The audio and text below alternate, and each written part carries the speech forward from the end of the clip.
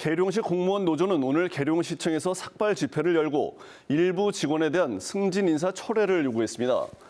노조는 집회에서 한 직원이 7급 승진 4년 만에 6급으로 승진하고 5급 승진자 5명 가운데 2명이 시장 비서실에서 나오는 등 인사 전횡이 벌어졌다며 감사원 감사를 요청하는 등 책임을 묻겠다고 밝혔습니다.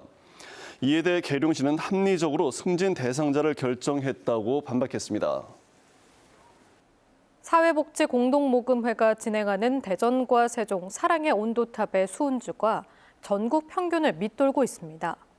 대전은 현재까지 모금액 43억 900만 원이 모여 나눔 온도 79.4도를 기록했고 세종은 8억 8,200만 원을 모아 79도에 머무르면서 전국 평균인 89.9도에 못 미치는 것으로 나타났습니다.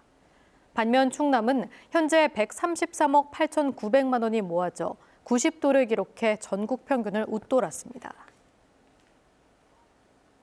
충청남도의 국내 기업 투자 유치 금액이 5조 원을 넘어 사상 최고치를 기록했습니다.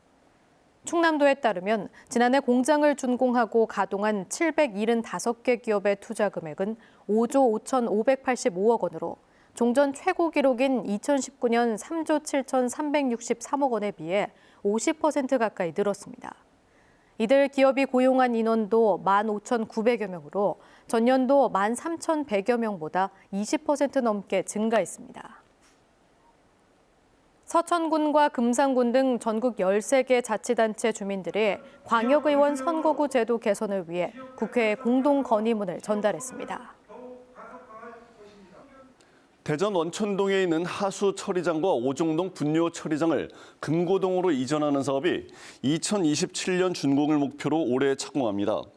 대전시는 하수 처리장 이전을 결정한 지 10년 만에 환경부 승인 등 각종 행정 절차를 거쳐 우선 협상 대상자와 실시 협약을 작성하고 있다며 올해 안에 착공할 계획이라고 밝혔습니다.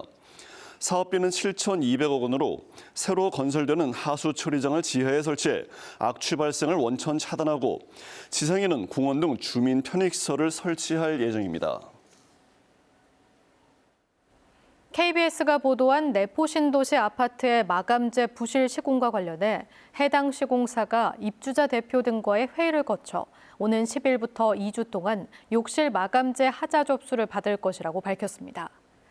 해당 시공사는 특히 욕실 마감재가 잇따라 탈락한 원인을 정밀히 파악하고 전문 보수업체에 시공을 맡겨 같은 문제가 재발하지 않도록 하겠다고 덧붙였습니다.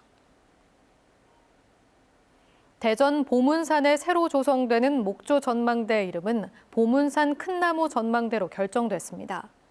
대전시는 지난 한 달 동안 공모와 시민 선호도 조사 등을 거쳐 수호목과 같은 안식처의 의미를 담아 이렇게 정했다고 밝혔습니다. 대전시는 새 전망대 설계를 8월까지 완료하고 본 공사를 시작해 2024년 준공할 계획입니다. 어제 홍성의 한 중학교에서 외부 전기공사업체 기간제 직원이 감전사고로 숨진 것과 관련해 대전고용노동청 보령지청은 해당 업체를 상대로 산업안전보건법 위반 여부를 조사하고 있습니다. 노동청은 숨진 정모 씨와 함께 현장에 있던 다른 노동자 7명도 해당 공사를 위해 일시적으로 고용된 것을 확인하고 업체 측의 안전관리와 적격 업무 지시 여부 등을 집중 조사할 방침입니다. 경찰도 조만간 숨진 직원에 대한 부검을 의뢰할 예정입니다. 대전에서 마스크 등을 개당 5만 원에 판매하고도 환불 요구를 들어주지 않아 논란이 된 약사가 폐업 신고서를 제출한 것으로 확인됐습니다. 해당 약사는 언론 보도를 통해 논란이 확산하면서 손님이 전혀 오지 않아 약국을 운영할 수 없는 상황이라고 폐업 이유를 밝힌 것으로 알려졌습니다. 대전시가 코로나19 위중증 병상 18개를 추가 확보했습니다.